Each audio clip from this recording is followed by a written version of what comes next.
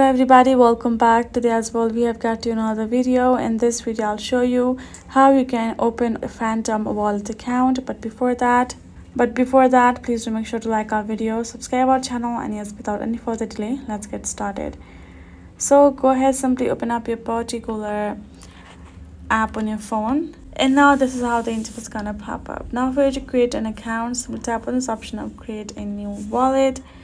Now go ahead, turn this on if you want your face ID to be used for the authentication purpose. Now tap on next and simply choose the secret recovery phase. You can simply choose to copy to clipboard, like okay, I saved it somewhere. Tap on it, tap on yes. Now we're all done. Agree on terms and condition, tap on get started. Require your face ID, tap on understood and not now, and there we go. Account has been created. You can do some add additional settings by going to the setting of your account. So that is how you can do it. Hope this video was helpful to y'all. Thank you so much for watching, and yes, I'll see you guys in our next video.